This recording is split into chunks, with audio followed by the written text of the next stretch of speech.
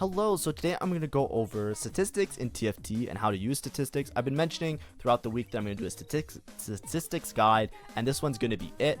If you don't know who I am, I basically do daily VOD reviews. I review my VODs and I go through them. I think the best way to learn TFT is to watch somebody play a game of TFT while they explain basically every step of the way, what they're doing, why they're doing what they're doing, as well as explaining how they're capping their board, what mistakes they made, because that's the easiest way to see every aspect of the game and then pick apart and improve on yourself and improve on what you're doing. So that's what this channel is mostly made for. I also do some guides and patch reviews and some fun videos occasionally. I'm going to do some updated guides starting with this one, and then I'm also going to do reroll and forecast guides, which are going to come up soon. So statistics, basically statistics in TFT, the idea is that you're using some external website that's going to tell you how different units and different items and different combinations of the such could affect placements, as well as how well they do based on other games that other people are playing. So for example, here I'm on the landing page of tactics.tools.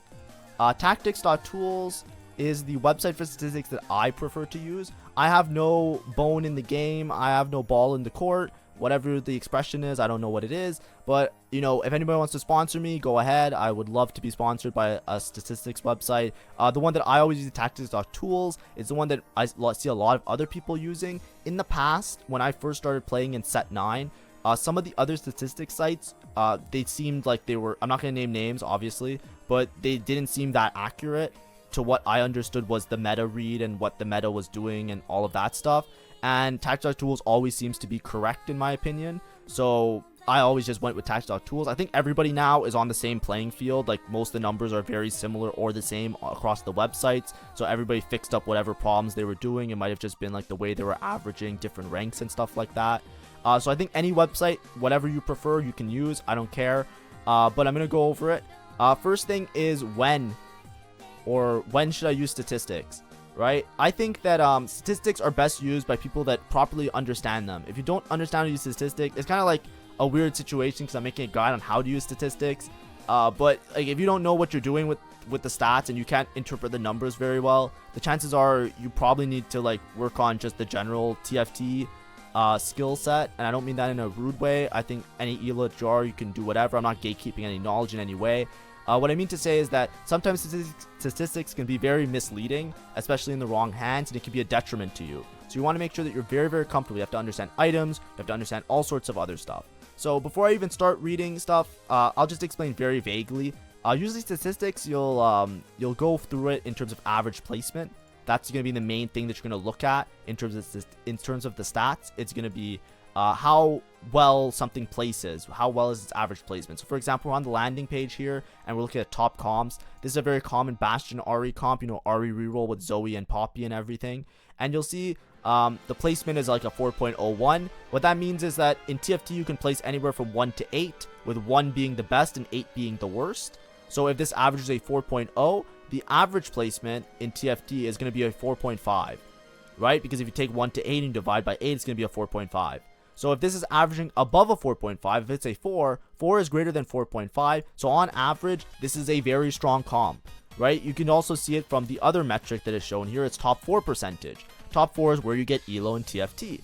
It has a 60% top 4 rate. So if you play this comp, according to like dummy statistics, like you just play this comp every single game, let's say you hard force it every single game, according to like, quote unquote statistics, you will be top 4 majority of that time, which will likely translate to you climbing the ranks and gaining ELO. Now obviously every comp has a spot, every comp has a thing. I'm not saying that's what you should do. I'm just saying it as a very rough idea to introduce the concept before I mention it. Now let's go over statistics and understanding like why or when you should use it in a general sense. Let's just go through items, for example. I'll go through items, I'm going to put craftable items, and I'm going to sort them by average placement. As you can see here, something you probably heard a lot of people say, if you've looked around, Adaptive Helm is really good, right? Adaptive Helm is really good in the meta because it's very good on many units. It's very good on Ari, obviously. It's her best item and unlocks so much damage. Very good on Nami, very good on Xerath. There's a lot of units that really, really like Adaptive Helm. Ryze is another example. This is an example of, you look at a stat, and you might not interpret it relative to your own game. and that's really, really important. Adaptive helm is a very risky, I'm going to put quote-unquote risky item to make. This doesn't mean you just always make adaptive helm, right? It averages a 3.9. That's way better than a 4.5. Fenrir, you said if it's above a 4.5, it means you're doing better on average. You have to take it. No, adaptive helm is really bad to make sometimes, because what does adaptive helm make? Or what components is adaptive helm? If you hover it, it uses a tier and a cloak. What does a tier and a cloak make? A tier and a cloak makes static shiv, because you need a tier to make a static shiv. It makes ionic spark. You need a cloak to make an ionic spark. Those are the only two ways to get shred in your team. A lot of times, if you're playing AP, or if you're playing an AP line, like you're playing like Ari or Nami, people that use like the purple skill, right, ability power, you want to make a spark rush shiv eventually, because it will reduce magic resist, which will up your team's damage significantly.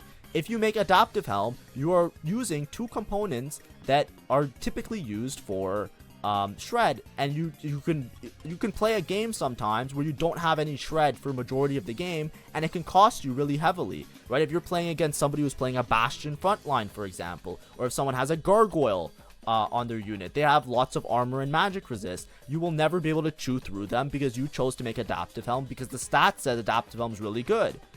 These are examples of, you have to understand your components, how to play around your components, how to play around your game, how to make logical decisions throughout your game. And that's why I suggest, you shouldn't necessarily look at statistics unless you have a really comfortable grasp on a lot of these concepts in TFT.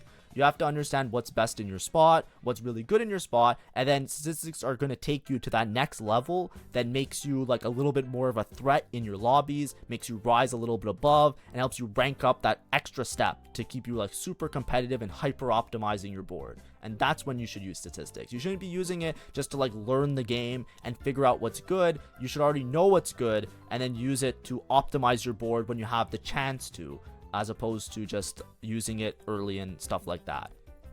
I want to make that very clear, because I mention stats all the time and I show them a lot in my videos.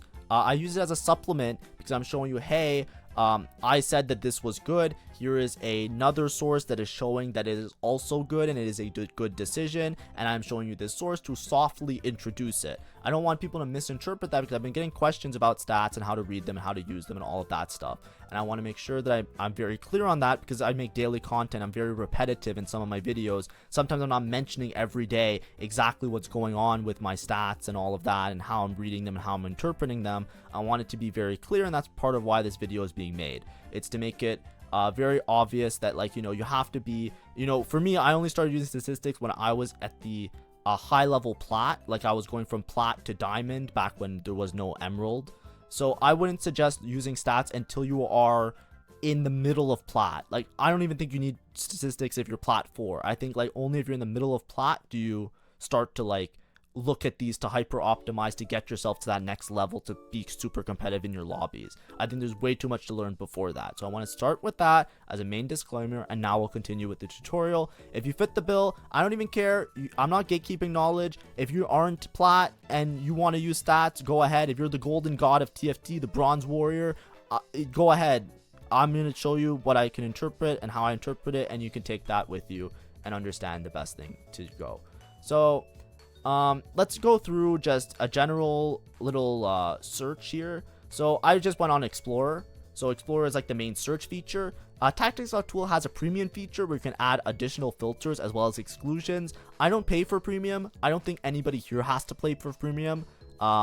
Maybe if I hit like Grandmaster and I'm grinding towards Challenger, I'll pay for premium, but I don't think it matters that much. So obviously our filters are limited, so our knowledge is limited, but I'll just show you a rough example. So when you're trying to interpret this, I just put Ash 3. I just picked the first unit alphabetically. I put 3-star, and what we're going to look at is what all of these different things on the website actually say and do. So first of all, you have your current patch selection. So this just means that we're looking at the current patch, and then I have it sorted to Diamond Plus. The higher you go, it's Diamond Plus, so it's everything Diamond and above. The higher you go, the less numbers are obviously going to be there. The fewer the number, the more variance there is with stats. That's just how stats work. Usually you want to have a large number, a larger sample size. if you do anything like mathematical, trying to come up with like what's better, what's worse. So a lot of times you'll sort by at least your elo or slightly below it or above it. I'm around diamond level, right? That's just where I am right now. I am gonna be masters eventually. I'm masters every set so far that I've been playing these last couple. So I'm very close to master, but I'm still gonna sort by diamond plus. And the idea is that all the diamond plus players, there has been 31,000 games played with an Ash 3. The average of those games is a 4.5. Remember, you can get a placement from 1 to 8. So if your average placement is 4.5, it's approximately just like an average game, right? Like half the games are top 4s, half the games are bot 4s. And then the top 4 percentage reflects this at 50%. Half the games are top 4s, half the games are bot 4s. And then win percentage means how many times do you go first. It's like a 10%. Sometimes you'll see comps where they have like a 50% top 4 rate, and then they have like a 20 to 30% win percentage. That's an example of a comp that's very, very high variance. It's like if you hit all the units, you just win out. And if you don't hit all the units, you don't win at all. Right? There's things like that can sometimes happen. This is a pretty average situation. This is an example of a multi-striker board that is pretty average. Now we can look at the units. This is an example, like you can go by units, traits, items, augments, right? We're gonna go through just to explain the columns right now. So games is the amount of games played. Play rate is based on games played, like it's just of those games, like how many played this unit, etc. But the main things you're gonna sort by is place and delta. So what is placement is basically like this is the placement. If I have a Xerath on my board, my placement turns into this. So instead of 4.54, I'm averaging a 3.42. You'll see this very often. All the 5 costs are usually going to be at the top of any placement board, just because usually if you're able to play a 5 cost on your board, it's because you made it to like a high level. You either made it to level 8 or level 9 or level 10. So you're in a very high roll spot where you already have a very strong board. For example, Xerath is really good at capping your board around Arcana. It does not mean that on level 5 you play a Xerath and you're going top 4 guaranteed. It means that very, very often if you're able to have a Xerath, it means that you are high level and therefore you have a good board already and you are already in a winning spot. This is the big one that people need to know about is delta. So what is delta? Delta is a change. That's all it means in math, right? Delta, you might know it by the Greek symbol. It looks like a triangle. It's really cool. Delta just means change. So when it says delta, what we're saying is negative delta, so minus 1.79, means that if I'm playing Ash 3 and I have a Camille on my board, then my average placement is going to change by minus 1.79. Now minus is a good thing here, because remember, the smaller this number, it's like golf, the better it is, because we're going for first, right? The closer we are to a 1, the better the board is going to be. So if you see something that's minus delta, it typically means having this unit on your board is going to improve your average placement. Minus equals improve. Plus equals bad. That's the main thing. Now, obviously, these are very, like, this is like dummy statistics right now. Nothing here is really like great. Nothing here is like really amazing or take home about, because everybody, I'm sure, can figure out if you have an Ashton and you have a Camille, it means you're playing 7 multi-striker probably. So having this big minus delta is like, of course, if you hit Camille, you're going to do really well. If you hit Callista, you're going to do really well. If you have Tahm Kench and Xerath, you probably have Arcana in, you're getting a bunch of true damage. You're going to do really well. If you have Hecarim in, you're probably going to do pretty well. These things are like very obvious, and it's just like a very small example here, just that I want to introduce what the numbers mean. Now I'm going to go over the use cases for statistics. So when should you use statistics? The main use case that you should use statistics for is comparing 2 options that are both viable. So I will type it out here because we're probably going to do it like this. Let me just put like a text source. So here we go. Give me 1 second. When to use stats. Number 1, 2 options to figure out best. Let me just do this. And I'll put this up here, I think.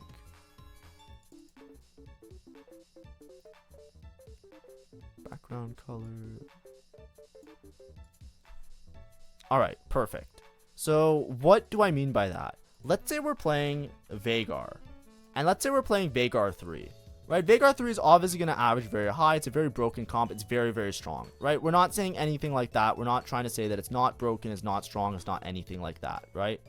The main thing that you want to see here is, let's say you have a Vagar 3 and you have, I don't know, let's just put Vex 3 as well, right? We're playing the 5 mage board, right? If we're playing our team builder, we're just playing around mages, right?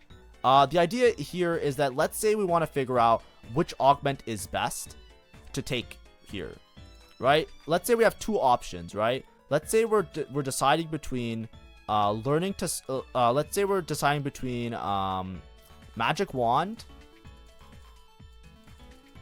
and Spellblades,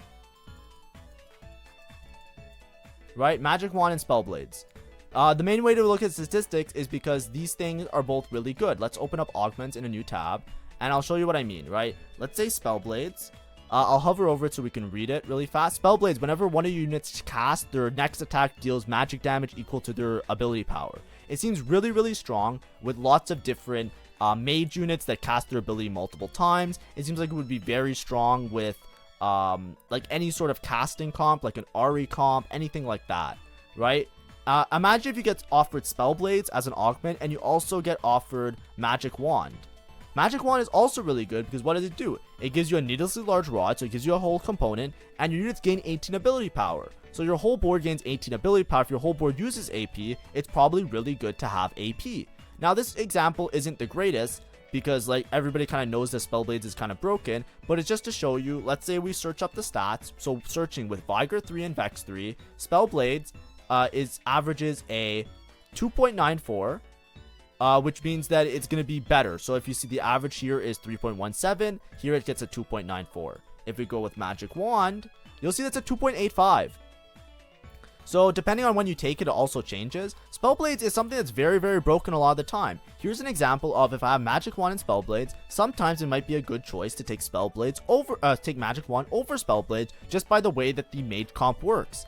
The Spellblade doesn't necessarily increase your placement by that much, and it's not even that insignificant because it's 10k games, and then Magic Wand is almost 10k games as well. Now they are very close in their placements, but it's an example of, hey, everybody knows Spellblades is broken, but maybe in some cases we take Magic Wand. The reason Magic Wand is probably really good here is because it's this comp needs so many rods to make its items. Vagar's best items are Rabadons. Vex's best item is Crown Guard. You need to make a Spark, which also uses a rod. And how are you going to get all these rods? Magic Wand not only gives you something that helps your whole team, it also gives you a rod where you really need rods in this comp. So that helps a lot. So that's probably why the average placement improves a little bit. But it's something to note that, hey, if I have two options that are both very viable, maybe I can look at them and try and figure out which is the better option. Of course, this won't be the greatest example. I'm just thinking of one off the top of my head, but I want to give you an example of, hey, I have two options here. Let me try and pick between the two of them. Let's say you're trying to pick between this and something else as well.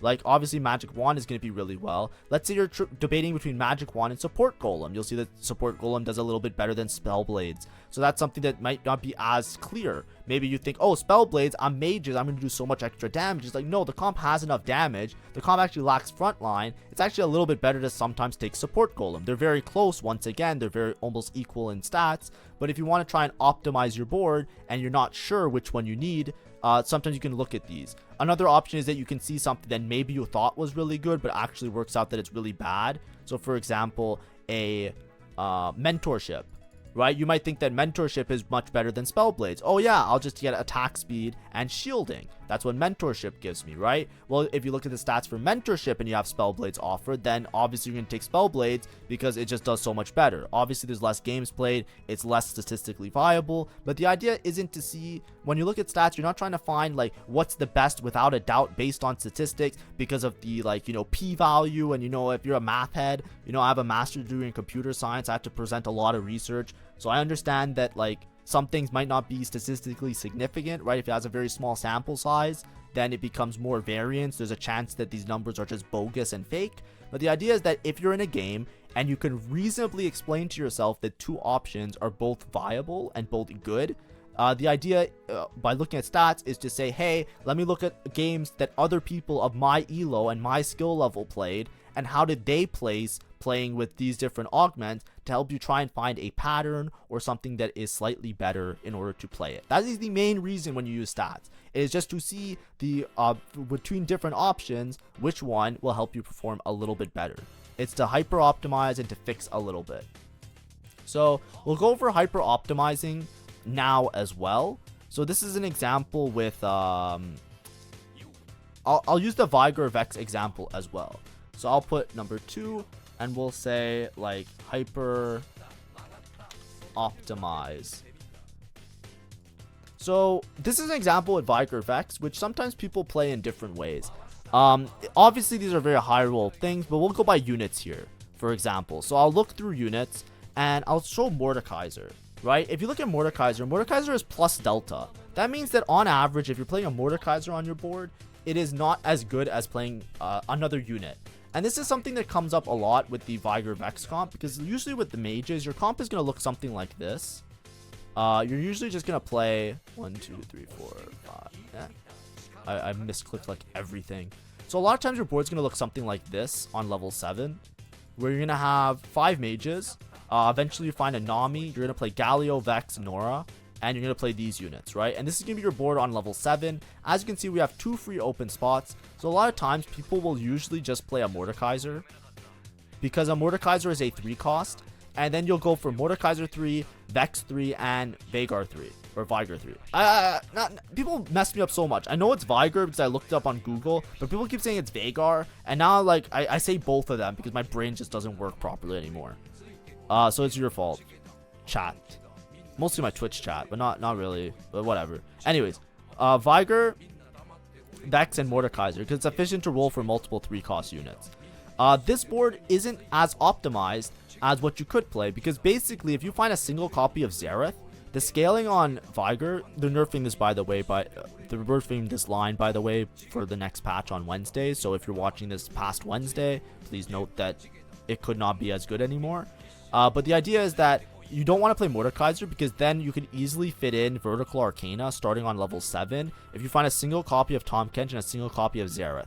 And it's not even that hard to find a single copy of Xerath, because a lot of times if you're playing a reroll, you're going to be low HP from early game, because you have to hit your 3 stars. So you'll be able to find one on Carousel a lot of the time. And playing around Arcana, when you're selecting Xerath, gives you additional true damage for purchasing charms, and Vigor also gets true damage, or also gets up damage from purchasing charms. So basically you're going to stack his infinite stacking ability power by buying charms every round with Xerath, who now is going to give you a shit ton of charms, a shit ton of value for buying those charms because you have already purchased them. So this is the idea of hyper optimizing. If you play Mordekaiser, like let's say you waste all your gold on Mordekaiser 3, the problem is that Mordekaiser 3 is really, really good a lot of times, especially if you have like a mage +1. You can put mage emblem on Mordekaiser and you can play 7 mage. But the better version of this board, if you look here, like I'll just show by traits, you can either, let's just put Arcana, right? You'll see that 2 Arcana, 3 Arcana, 4 Arcana, 5 Arcana, it's very, very strong. You get like a minus 0.31, minus 1.3, minus 1. So you usually want to play Vertical Arcana as opposed to playing mage. You'll see that 5 mage, it's a little bit plus delta, because usually, like, you know, a little bit of a low roll situation sometimes if you can't level. But you'll see that 7 mage isn't as good as playing Vertical Arcana a lot of the time. It's really strong, don't get me wrong. You can play this to optimize your board, but if you're trying to hyper optimize, like let's say you have the gold and the ability, a lot of times you can easily fit in 3 Arcana instead, and it's going to increase your placement by more, right? Even 2 Arcana, just like playing on level 7, is going to be a little bit more reliable in a lot of cases than playing 7 mage. If you look into more details with 7 mage as well, 7 mage is really, really bad if you don't have a mage +1. I'm not going to go through everything with you guys, but it's more of like, you know, you get a mage +1, you fit in 7 mage, and then you also fit in Arcana, and then those games are the ones that are actually like really good. That's the idea of how to optimize a board in order to understand, hey, what should I do here to make my board as strong as possible, and what unit should I play, what board should I play. You can do this with every board. You basically just like look at the different traits, look at the different units, and try and find some sort of crazy shit that you can make the board as good as possible by nature of seeing other people play it. right? And even if the number is very low in the amount of games played, the idea is that you can interpret that and try it out for yourself and then use your own knowledge and see how it worked out. Because maybe the numbers are wrong. Maybe when more people play the game, it will get worse or better or whatever. Things will average out. But the idea is that if you look at it and has small games and you can reasonably assume, like make a good assumption about it, like say like, yeah, that makes sense, you can try it out in your own game and use it as inspiration, which is a good thing to do in my opinion. Next, we can talk about item combinations. So this one I'm going to show you with like a hero augment, for example. So I'll do Rumble. Let's do Molten Caramel. So this is the Rumble Hero Augment. We'll do Molten Caramel, not Molten Caramel Plus. Just did it as like a decent average placement. Usually the Hero Augments are very, very broken. So long as you actually hit. They're very like hit or miss. So if you have a Rumble 3, you'll see that the average does really, really well.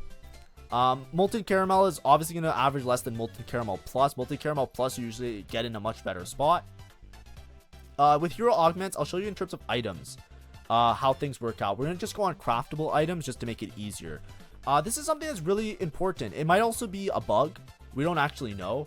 But Jewel Gauntlet is not a very strong item. Most units you look at in the stats, you will see that Jewel Gauntlet isn't that great. Now, the only time you make Jewel Gauntlet is when you have a glove in some comps. Because you cannot... The glove doesn't make many good items, right? Steadfast Heart is pretty good.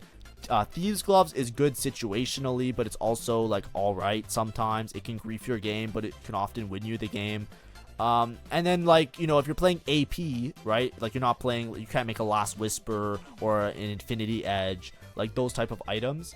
What happens is that you usually have to kill the glove. You have to find a way. If you can't make a Steadfast or a TG, that's when you usually make Jewel Gauntlet. However, if you look at Rumble, it's his best item. If you have Molten Caramel, I think it might have something to do with the way Molten Caramel is coded in terms of damage am. This is one of the very few units in like many sets of TFT that actually prefers Jewel Gauntlet over like Rabadons or another AP item. It's very rare. So maybe this doesn't happen like wherever you play, but it's shocking to see. But it's very obviously good. There's a lot of games played. It's clearly the best item. It's minus 0.5 delta. That's very large. It's not like close to 0. That's like average. But the idea behind looking at statistics for items, I'll put it in the description. Sorry. Figure out items / combos. Right. This is the third way you usually use statistics. If you're playing a hero augment, you want to bring out the most out of this one unit, because this one unit is going to be like the most important unit on your board for much of the game. So looking at the stats for the items, basically what you're looking at is this minus delta? It means it's a good item to put on the unit. So for example, Archangels, you might read Rumble and think, oh, I want Archangels on Rumble because Archangels is cool and Archangels is going to give him lots of AP. Or I'll put Adaptive Helm on Rumble because Adaptive Helm gives AP and gives magic resist and it's going to be a good item. If you look at the stats, even though there's less games played with it, they're very plus delta. It's plus 0.3, plus 0.5, right? Plus 0.6 for Titans. Warmogs is almost plus 0.7, right? Plus 0.7 is a lot, right? You go from almost a guaranteed top 4 to like a guaranteed 5th. It drastically changes your positioning in terms of the lobby.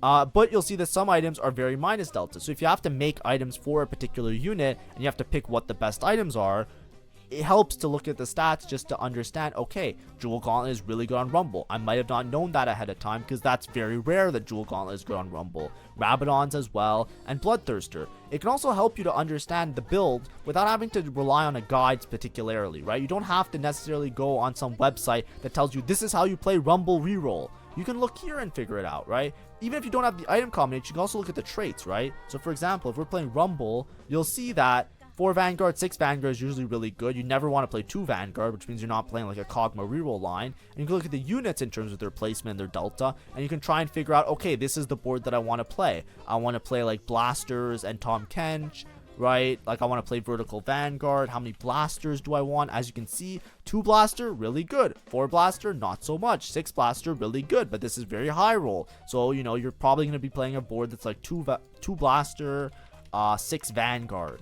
Right, and that's how you kind of Scooby-Doo the board. It's like, okay, I guess I'm going to be playing like Tristana, Rumble and 6 Vanguard units. And that's what you usually see on guides on the internet anyways.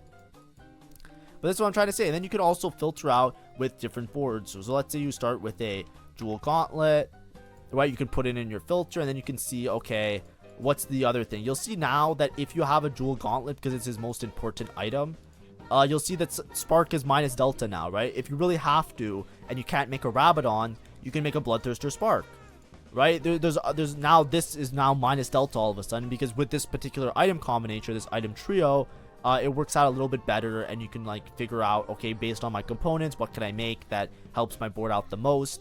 But obviously you have to first understand what your components are and what the best way to play around those components is.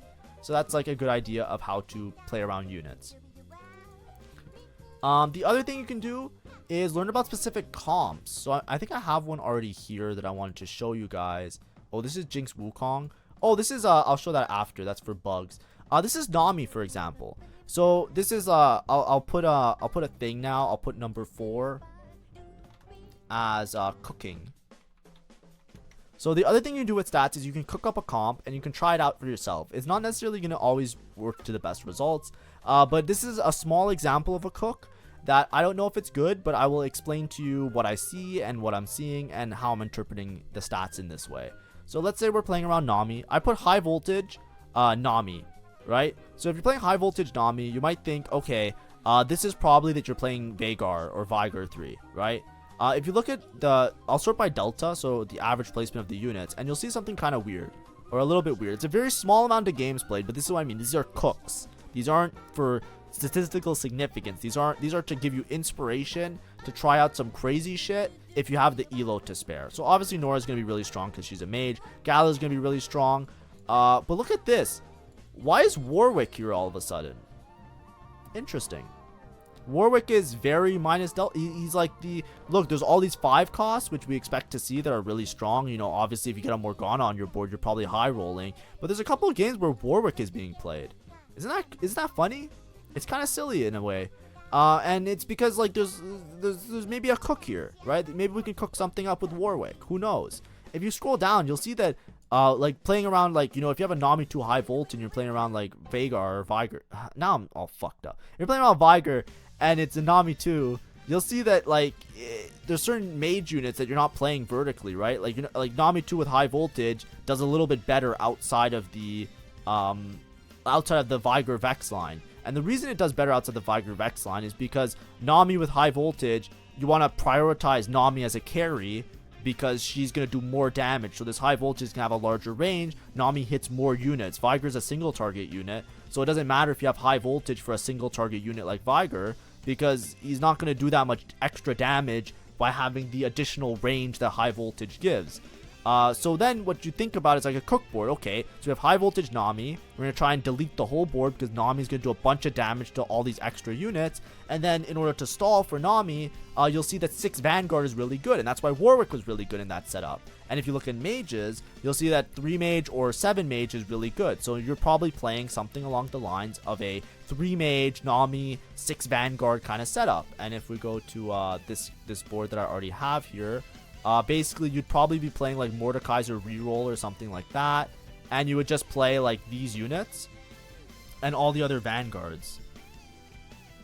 And that's an idea of cooking, right? So this is the board that it's kind of insinuating in the stats is really good with high voltage. Now you might try this board out and you might go 8th, because it's a very small sample size, right? It's like 100 games with the Warwick, right? It's very, very small.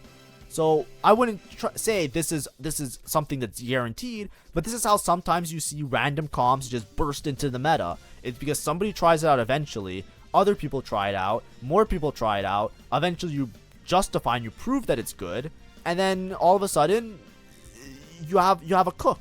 And that's what you can do. You can cook a little bit with stats. I don't recommend doing that all the time, but it's something that I do. I have streams occasionally that I dedicate. I mentioned in my Discord, these are going to be cooking streams, and I talk about I just go through the stats and try and find any patterns or anything interesting that I can in order to give you some idea.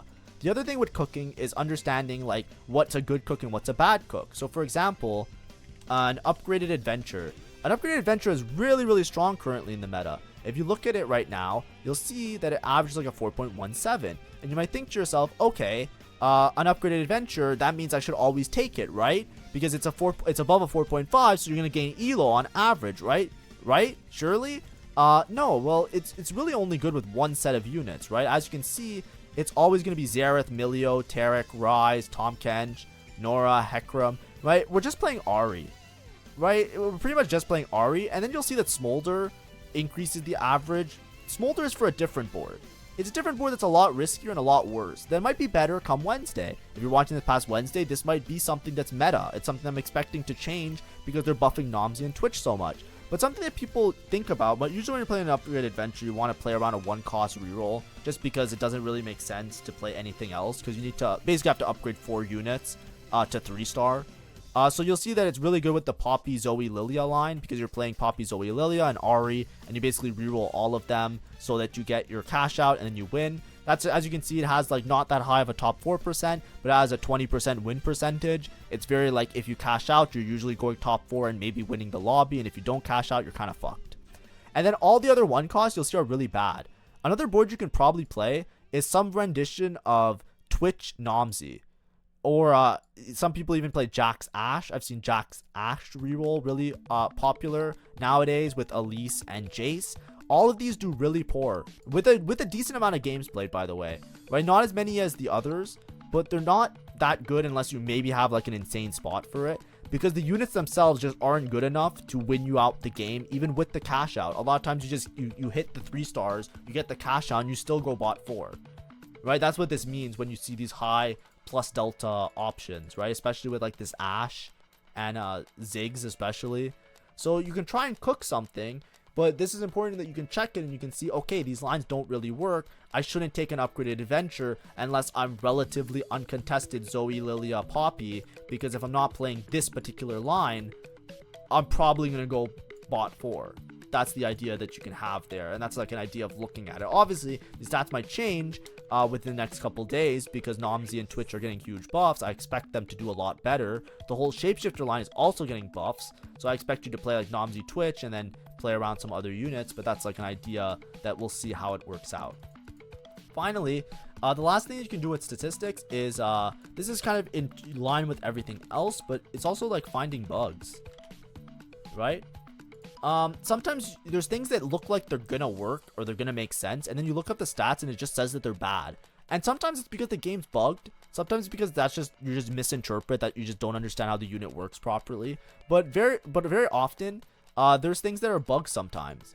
An example is, I think I have it somewhere here. I made a tab for it. Here we go. Jinx Wukong, right? Everybody knows about Jinx Wukong reroll. This is something they actually addressed in the patch notes today.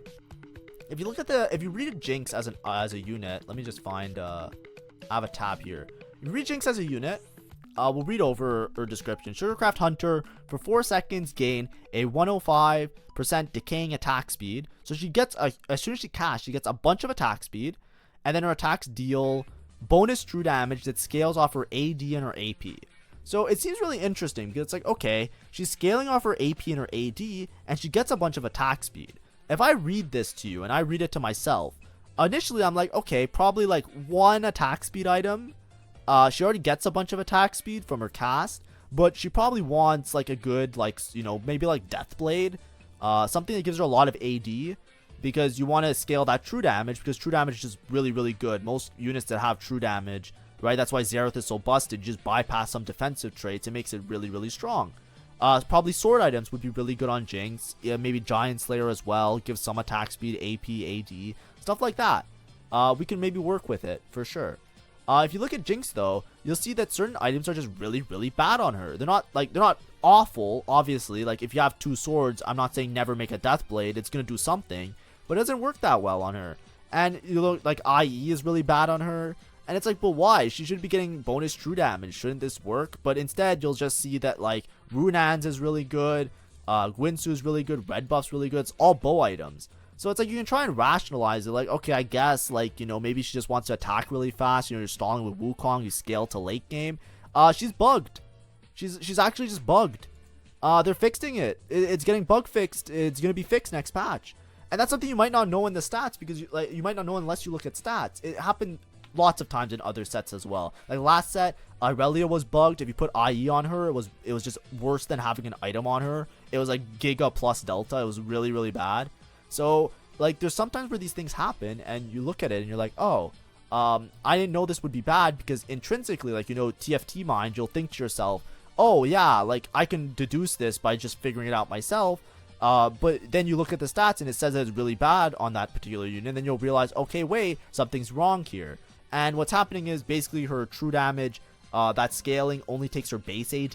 So if you give her a bunch of AD items, it doesn't actually scale it properly. So the scaling is going to be fixed come the next patch. She's actually getting a buff, even though on the patch notes it might look like she's getting nerfed. But that's a huge bug fix, right? And that's another way you can look at stats in order to interpret and understand, hey, how can I, like, you know, if I'm optimizing this board, I'm picking good items. Sometimes you'll see items that suddenly they just don't look like they work, even though they conceptually make sense. And the idea is that, hey, I should understand how to build these boards a little bit better by looking at statistics, and the only way you can find it out is by looking at the stats.